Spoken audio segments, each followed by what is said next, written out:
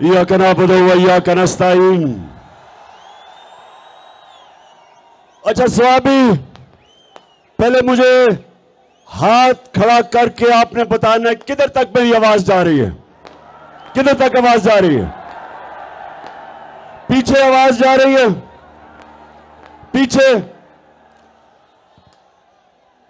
स्वामी, इस्लामाबाद के आप करीब हो और मैंने जब आपको कॉल देनी है, जब मैं आपको कॉल दूंगा, मैं अपने स्वामी के बाशऊर और दलेर नौजवानों को, मैं सबको इस्लामाबाद में मिलना चाहता हूं। तैयार हो? हाथ खड़े करके मुझे बताओ कि इस मुल्क की हकीकी आजादी के लिए आप इस्लामाबाद आएंगे? हाथ खड़ा करके बताओ। और जो भी नहीं आ सकता इस्लामाबाद, वो स्वाबी में निकलेगा और बताएगा कि गुलामी नामंजूर, इंपोर्टेड हुकूमत नामंजूर। स्वाबी के नौजवानों, मैं सिर्फ आपको अपने मां बाप के दौर का बताना चाहता हूं। मैं आजाद पाकिस्तान में पैदा हुआ था, मेरे मां बाप गुलाम हिंदुस्तान में पैदा हुए थे। और जब हिंदुस्तान की हम गुलामी कर रहे थे तो 2 दफा जब बरतानिया ने 2 जंगों के अंदर शिरकत की, पहली जंग अजीम और दूसरी जंग अजीम, तो स्वाबी के नौजवानों ये याद रखो, लाखों लोगों ने यहां से लड़े और अंग्रेज के लिए कुर्बानियां दी। लाखों लोग हिंदुस्तान से जाके अंग्रेज की जंगों में लड़े, लेकिन कभी उनको किसी ने नहीं पूछा, ना कभी इनका शुक्रिया अदा किया गया। अरबों रुपया जो यहां से इकट्ठा करके अंग्रेजों की जंग में लगा, किसी ने नहीं परवाह की, किसी ने शुक्रिया अदा नहीं किया, क्योंकि हिंदुस्तान गुलाम था। गुलामों की कोई इज्जत नहीं होती। और मुझे अफसोस से कहना पड़ता है कि जब अमेरिका की जंग हुई 9/11 के बाद और पाकिस्तान ने अमेरिका की जंग में शिरकत की, तो सबको आपको पता है कितने पख्तूनख्वा से लोगों ने कुर्बानियां दी अंग्रेज की जंग में, अमेरिकनों की जंग में। 80,000 पाकिस्तानियों ने कुर्बानियां दी। और यहां कबायली इलाके के लोग जो सारे पख्तूनख्वा के साथ अब पख्तूनख्वा का हिस्सा बन चुके हैं, कबायली इलाके के लोगों ने सबसे ज्यादा कुर्बानी दी। 35 लाख लोगों ने नकल मुकानी की। लेकिन क्या किसी ने पाकिस्तान का शुक्रिया अदा किया? क्या अमेरिका ने कहा कि शुक्रिया पाकिस्तान, आपने 80,000 अपने लोग कुर्बान कर दिए, हमारी फौज 3 गुना ज्यादा हमारी फौजियों ने कुर्बानी दी बनिस्बत जो अमेरिकन अफगानिस्तान में जिनकी जानें गई। किसी ने शुक्रिया अदा नहीं किया, बल्कि कई वहां से आवाजें उठी अमेरिका से कि पाकिस्तान की वजह से वो जंग नहीं जीत सके अफगानिस्तान में। तो पाकिस्तानियों, मेरे गयूर बाशऊर स्वाबी के नौजवानों, मेरे पाकिस्तानियों, ये याद रख लो कि गुलामों की कोई इज्जत नहीं होती।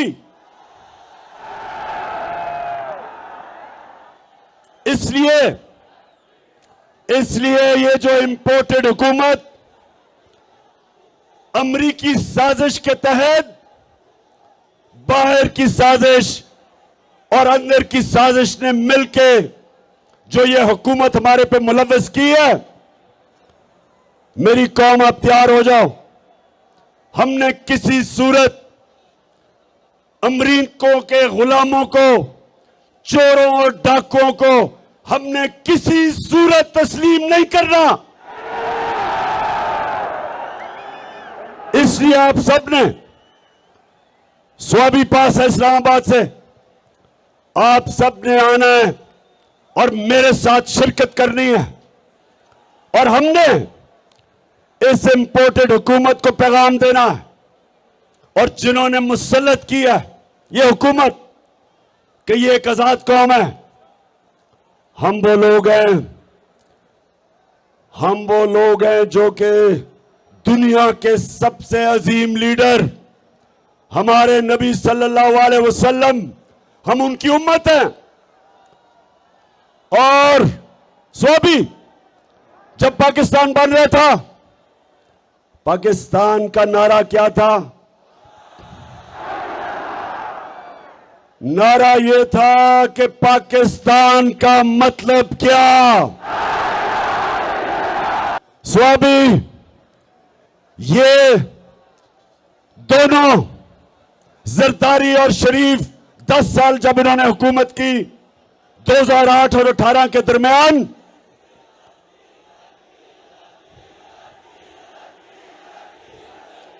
और ठीक कह रहे हो, शुक्रिया याद कराने का, डीजल इनके साथ फिट हुआ था। इन थ्री स्टूजेस ने 10 साल जब हुकूमत की मिलके, तो नौजवानों 400 ड्रोन अटैक हुए पाकिस्तान के ऊपर, 400। और कबायली इलाके में आप जानते हैं कि ड्रोन अटैक क्या होता है? आपको पता है क्या होता है? 4000 मील दूर बैठ के एक कमरे के अंदर कंप्यूटर गेम खेली जाती है, बटन दबा के। 4000 मील दूर अमेरिका में एक आदमी बैठा होता है, सामने कंप्यूटर स्क्रीन होती है उसके, यहां से उसको पैगाम जाता है कि जी इस एरिया में दहशतगर्द है। 4000 मील दूर बैठ के वो बटन दबाता है, बम गिरता है, नीचे कौन मरता है कभी किसी को पता नहीं चला। लेकिन सुने जरा मेरी बात, वहां औरतें बच्चे मरे, बुजुर्ग मरे। एक जगह इन्होंने ड्रोन अटैक किया पचौड़ में, 64 बच्चे मदरसे में मर गए, 64 बच्चे। एक जगह वजीरिस्तान में ड्रोन अटैक होता है, 7 लोग मर जाते हैं। जो जख्मी होते हैं उनकी चीखों की आवाजें, लोग आते हैं उनको बचाने के लिए। दूसरा ड्रोन अटैक होता है, 7 और लोग मर जाते हैं। सुबह तक लोग डरते हैं जाते हुए करीब, जो जख्मी हैं उनकी आवाजें आ रही होती हैं। सुबह को लोग बचाने जाते हैं, फिर ड्रोन अटैक होता है, 7 और मर जाते हैं, 21 लोग मरते हैं। शादियों पे ड्रोन अटैक, जनाजों पे ड्रोन अटैक। और आप जानते हैं कि एक दफा ना जरदारी के मुंह से एक आवाज निकली, और ये गीदड़ नवाज शरीफ के मुंह से एक दफा अमरीकनों को उसने कहा, इनमें इतनी जरूरत नहीं थी कि अमरीकनों को कहते कि ये सारे इंसानी हुकूक के खिलाफ है। दुनिया का कोई कानून इजाजत नहीं देता कि आप फैसला करें मुजरिम कौन है, आप ही उसको कत्ल कर दें। जज, जूरी, एक्सिक्यूशनर, दुनिया का कोई कानून इजाजत नहीं देता।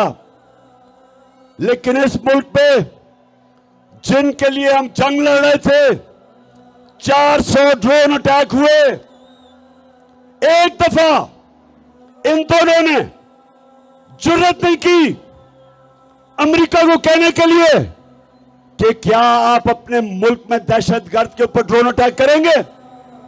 जुर्रत थी इनमें? क्या इनमें यह जुर्रत थी बरतानिया को कहने के लिए कि लंदन में हमारा बड़ा दहशतगर्द जिसने हजारों लोगों को कत्ल करवाया, क्या हमें इजाजत देंगे ड्रोन अटैक करके उसको मारे? तो अगर अपने मुल्क में आप हमें कहते हैं कि अदालत में जाके साबित करो वो दहशतगर्द है, तो हमारे मुल्क में आपने कैसे आपने 400 ड्रोन अटैक किए, बेकसूर लोगों को मारा, औरतें बच्चों को मारा, और ये तो जिनको फिर से इन दो खानदानों को फिर से जो मुसल्लत किया इसीलिए किया कि ये उनके गुलाम हैं, इनमें जुर्रत नहीं है, ये पैसे की पूजा करने वाले हैं, ये पैसे के बुत की पूजा करने वाले हैं, इनके पैसे पड़े हैं बाहर, इनके लंदन में अमेरिका में पैसे पड़े हुए हैं, ये कभी अपने लोगों के हकूक के लिए, उनके फायदे के लिए, ये कभी अपनी जुबान उनके अपने आकाओं के सामने जुबान नहीं खोलेंगे। इसलिए इनको लेके आए हैं, इसलिए इनको पाकिस्तान पे मुसल्लत किया, क्योंकि इनको पता था कि इमरान खान ना इनको बेच देगा, ना यहां से उनकी किसी जंग में शिरकत करेगा, ना वो अपने मुल्क के मफादात को उनके लिए कुर्बान करेगा, अपने लोगों के फैसले करेगा, क्योंकि इमरान खान का जीना मरना पाकिस्तान में है। इसलिए नौजवानों ये साजिश की गई और इसलिए आपने इस्लामाबाद पहुंचना है। और मैं मगरिब हो रही है, यहीं आपने नमाज पढ़नी है, लेकिन मैं जल्दी जल्दी बात करता हूं। दूसरी बात नौजवानों, दूसरी बात, ये जो लोगों को ऊपर आपके मुसल्लत किया, ये 30 साल से ये दो खानदान, भुट्टो और शरीफों के खानदान 30 साल से इस मुल्क के ऊपर हुक्मरानी कर रहे हैं। इनकी वजह से आज शहबाज शरीफ कहते हैं जी हम तो बेकारी हैं, इसलिए गुलाम हैं।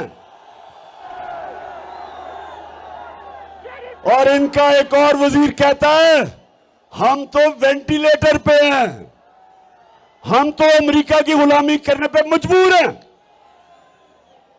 मेरे पाकिस्तानियों, ये आपके सामने ये वो लोग हैं जो दो बुतों की पूजा करते हैं, एक है बुत पैसे का और दूसरा बुत खौफ का। और यही मेरे नबी सल्लल्लाहु अलैहि वसल्लम ने मदीना में आके इन्हीं बुतों को तोड़ा था, खौफ के बुत को तोड़ा था, आजाद किया था। ला इलाहा इल्लल्लाह का मतलब हमें सिखाया था कि हम सिवाय अल्लाह के किसी के सामने नहीं झुकते। तो मेरे पाकिस्तानियों, हमारा जो नजरियाती लीडर इल्लामा इकबाल थे, उन्होंने तब ही कह दिया था कि हमने इकबाल का शाहीन बनना है, हमने वो लोग बनने हैं जिन्होंने दुनिया की इमामत करनी है। अल्लाह ने इंसान के हाथ में यह चीज छोड़ दी है कि वो या परवाज कर सकता है और वो या जमीन के ऊपर रेंग सकता है। अल्लाह ने कुरान में कहा है कि इंसान जब ऊपर जाता है तो फरिश्तों से ऊपर चला जाता है, और जब वो नीचे गिरता है तो जानवरों से नीचे चला जाता है। ये जो ऊपर बैठे हुए हैं ये जानवरों से नीचे चले गए हैं। एक जानवर भी उतना खाता है जितना उसकी भूख होती है, इनका तो पेट ही नहीं भरता। इसलिए मेरे नौजवानों, हमने अपने मुल्क को बचाने के लिए और आजाद रखने के लिए निकलना है। एक दफा एक मुल्क के इदारे तबाह हो जाए, मुल्क तबाह हो जाता है। जब चोर ऊपर बैठ जाएं, वो सबसे पहले मुल्क के इदारे तबाह करते हैं। FIA आज हमारी आंखों के सामने तबाह हो रहा है। 2 उनके ऑफिसर जिन्होंने बड़ी मेहनत से शहबाज शरीफ और इसके बेटों के ऊपर 24 अरब रुपए के करप्शन के केस, मनी लॉन्ड्रिंग, नौकरों के नाम पे, चपरासियों के नाम पे अरबों रुपया जो उन्होंने पकड़ा, एक हार्ट अटैक से मर चुका है, डॉक्टर रिजवान मर चुका है, और दूसरा उसको भी हार्ट अटैक हुआ जो दूसरा ऑफिसर था। आज वो अपनी जिंदगी की जंग लड़ रहा है और मैं इंशाल्लाह इस पे बताऊंगा कि वो कौन सी जहर इस्तेमाल की जाती है जो खाने में डालते हैं जिसकी वजह से हार्ट अटैक होता है। तो FIA तो तबाह हो गई, उसके ऊपर एक कातिल बैठा दिया, फैसलाबाद का कातिल जिसने 18 लोगों को कत्ल किया, राना सनाउल्लाह, वो बैठ गया ऊपर। अब यही FIA से वो होगा जो MQM ने कराची की पुलिस से किया था। 1996 में नसीरुल्लाह बाबर ने MQM के खिलाफ ऑपरेशन किया। 1997 में गवर्नमेंट चली गई पीपल्स पार्टी की, नवाज शरीफ आ गया, इसने MQM से समझौता कर लिया। MQM ने चुन चुन के एक एक पुलिस वाले को कत्ल किया जो ऑपरेशन में शामिल था। और आज तक मेरे पाकिस्तानियों, आज तक कराची पुलिस अपने पैर पे नहीं खड़ी हुई, रेंजर बुलाने पड़े हैं। पुलिस खत्म होगी उसके बाद। इसी तरह इदारे खत्म होते हैं जब मुजरिमों को ऊपर बिठाते हैं। और इसलिए मेरे पाकिस्तानियों, हमने इनका मुकाबला करना है, अपने मुल्क को बचाना इन चोरों से, अमेरिकनों के गुलामों से। और आपने सब ने मेरे साथ निकलना है। फिर से हाथ खड़ा करके बताओ, हम निकलोगे? मेरे पाकिस्तानियों, एक चीज याद रख लेना, कौम के ऊपर अटैक हो जाए, बमबारी हो जाए, जापान के ऊपर एटम बम गिर गया, कौम फिर भी खड़ी हो जाती है, अपने पैर पर फिर भी खड़ी हो जाती है। अफगानिस्तान में कितनी 40 साल से इंतशार है, फिर भी वो कौम तकड़ी है। लेकिन एक चीज याद रखें, जब एक कौम की आप इखलाकियात खत्म करते हैं, कौम मर जाती है। जब एक कौम अच्छे और बुरे की तमीज खत्म करती है, कौम मर जाती है। कौम पहले इखलाकी तौर पे मरती है, फिर माशी तौर पे मरती है। तो जो ये लोग 60% कैबिनेट जमानत के ऊपर है, पाकिस्तान का ये जो क्राइम मिनिस्टर है, प्राइम मिनिस्टर नहीं, क्राइम मिनिस्टर है,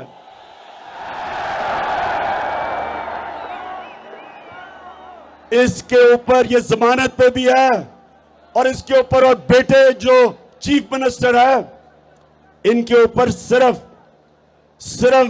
FIA में 24 अरब के केसेस है, नैब में लेदा केसेस है। जो इसका भाई लंदन में बैठ के पाकिस्तान के फैसले कर रहा है, वो सजा याफ्ता है, मफरूर है, डाकू है, चोर है, झूठा है। उसकी बेटी जो तकरीरें करती फिर रही है और इसके पीछे रेंजर और इतना प्रोटोकॉल मिल रहा है, वो सजा याफ्ता है, जमानत पे है। तो जिस मुल्क में इस तरह के लोगों को बड़े बड़े ओहदों पे बिठा दिया जाए, उस मुल्क की अखलाकियात तबाह हो जाती है। कौन मेहनत करेगा? क्यों नौजवान 14 साल पढ़ाई करे, मेरे सुबह से लेकर शाम तक मेहनत करे, जब चोरी में और करप्शन में पैसा बन जाता है, इससे कौमें तबाह होती हैं। चाइना जब उठा और आज दुनिया में सबसे तेजी से तरक्की कर रहा है, 450 वजीरों को उसने करप्शन में पकड़ा। पिछले 7 सालों में 450 वजीरों को करप्शन में पकड़ा। कोई कौम तरक्की नहीं कर सकती जब तक उसकी अखलाकियात ऊपर ना हो। इसलिए हमारे नबी सल्लल्लाहु अलैहि वसल्लम ने मदीना में अमर बिल मारूफ, उन्होंने अपनी कौम को कहा कि तुम हक और सच के साथ खड़े हो, तुम अच्छाई के साथ खड़े हो और बुराई और बातिल के खिलाफ जंग लड़ो। ये हुक्म है अल्लाह का, ये कुरान में है, अमर बिल मारूफ। इसके ऊपर एक माशरा खड़ा होता है, तो जब माशरे के बड़े बड़े ओहदे उसके बड़े बड़े मुल्क के मुजरिम ले ले, वो माशरे का कोई मुस्तकबिल नहीं है। इसलिए स्वाबी, आपने इस्लामाबाद पहुंचना है, आपने इस्लामाबाद पहुंचना है। ना आपने गर्मी देखनी है, ना आपने देखना है कि जनाब बारिश नहीं हुई, कोई फिक्र ना करें। हम दुनिया के सबसे अजीम लीडर मोहम्मद सल्लल्लाहु अलैहि वसल्लम के उम्मती हैं। हमें कोई खौफ नहीं है। अल्लाह कुरान में कहता है, जो लोग मान लिया अल्लाह उनके खौफ दूर कर देता है। हमारे में कोई खौफ नहीं है। और हम इंशाअल्लाह इन चोरों को, इन गुलामों को, इनको इंशाअल्लाह कभी तस्लीम भी नहीं करेंगे। हम सिर्फ एक चीज चाहते हैं, इलेक्शन की डेट दो, इलेक्शन करवाओ, इलेक्शन करवाओ। हम चाहते हैं कि पाकिस्तान के लोग फैसला करें कि इस मुल्क की क़यादत कौन करेगा। हम कोई इंपोर्टेड हुकूमत को नहीं मानते। तो आखिर में मेरे स्वाबी के बाशऊर और दलेर नौजवानों,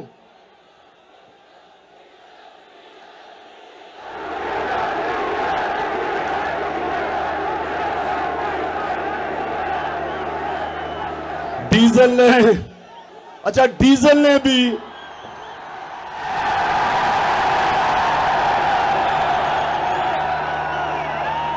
ने वो मिनिस्ट्री नहीं ली।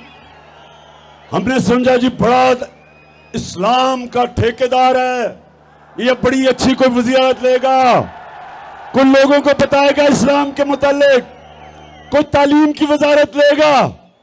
लेकिन उसने वजारत ली है सड़कों की, जिसमें पैसा बनता है, कमीशन बनती है। डीजल का भी, वैसे मैं डीजल का भी देख रहा हूं कि ये जो सारे इकट्ठे हो गए, इमरान खान को हराने के लिए, इंशाअल्लाह इन सारों का इकट्ठा जनाजा निकलेगा। स्वाबी, मैं फिर से आपके जुनून और आपके शऊर का आपका शुक्रिया भी अदा करता हूं, आपको खराज तहसीन पेश करता हूं। मैं यहां अपनी टीम असद कैसर, आपको और शराम तरक्की और आपकी फैमिली और मेरे बाकी सारे पुराने, जब मैं शुरू में स्वाबी आता था तो छोटे छोटे बच्चे थे, आज सफेद बाल हो गए उनके।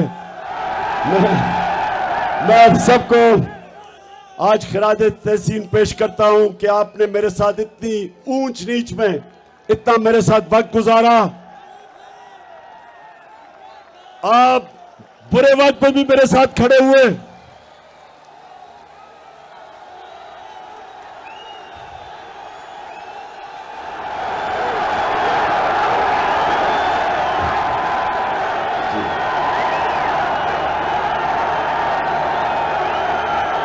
और एक और चीज, मैं ये जरूर कहूंगा कि मैं आज सारे पाकिस्तान के सामने ये कह रहा हूं कि वैसे पख्तूनख्वा को मैं खास खिरात तहसीन इसलिए पेश करता हूं,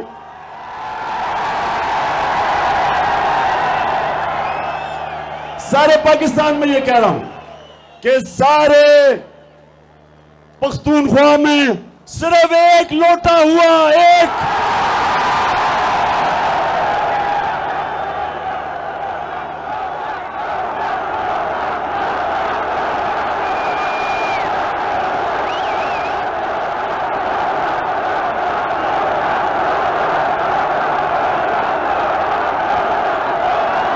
बड़ी बात है।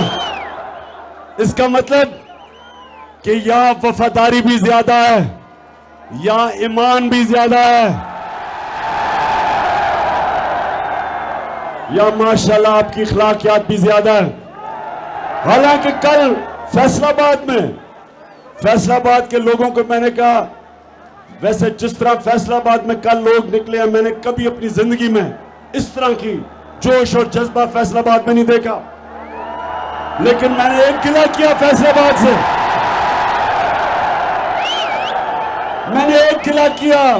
मैंने कहा फैसलाबाद सबसे ज्यादा लोटे फैसलाबाद से निकले थे,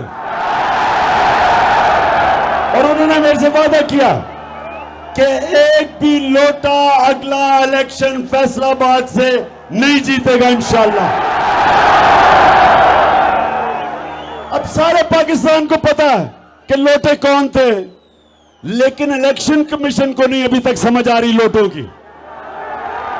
इलेक्शन कमीशन सारी दुनिया के सामने वो लोटे हुए हैं, लेकिन इलेक्शन कमीशन नुक्ते ढूंढ रहा है किसी तरह उनको बचाने के लिए। अगर आपसे बच भी गए, पाकिस्तान की आवाम से ये नहीं बचेंगे इंशाल्लाह। और आपको ये आखिर में महमूद खान, आपने उसने जो आपके लिए आज फैसला किया है कि यहां नाइट क्रिकेट के लिए रोशनी लगेगी स्टेडियम में, उसकी भी मुबारक देता हूं आपको। पाकिस्तान जिंदाबाद।